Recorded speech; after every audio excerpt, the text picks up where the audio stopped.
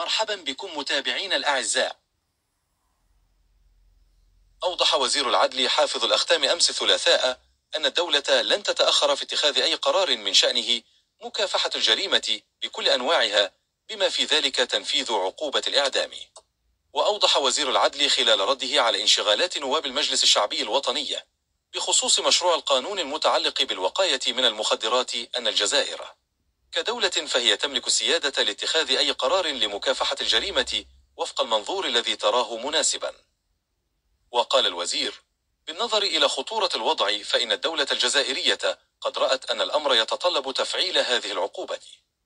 وأضاف بالقول: إن الوضع خطير، وإن كان الأمر يتعلق بحرب على الجزائر فهي عازمة بفضل رجالها المخلصين من أسلاك الأمن والجيش الوطني الشعبي القضاء على عصابات المخدرات، مؤكدا أن سيف العدالة سيطال ويقطع رؤوس هذه العصابات. وأرجع الوزير تعديل القانون المتعلق بالوقاية من المخدرات والمؤثرات العقلية في وقت وجيز إلى تفشي هذه الظاهرة بشكل خطير، وهو ما استوجب، يقول الوزير، إعادة النظر فيه ووضع حد لهذه الجريمة بوسائل ردعية، مذكرا بالكميات الهائلة من الأقراص المهلوسة التي تم حجزها في مناطق متفرقة من الوطن.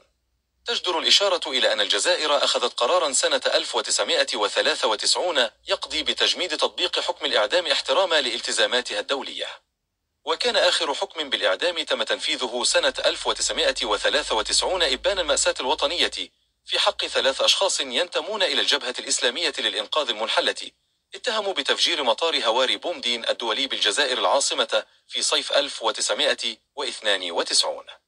وبرغم من تجميد العمل بالحكم، إلا أنه لا تزال محاكم الجمهورية تنطق به في القضايا الثقيلة، وهو الحكم الذي لا يستفيد صاحبه من إجراءات العفو الرئاسي أو التخفيف.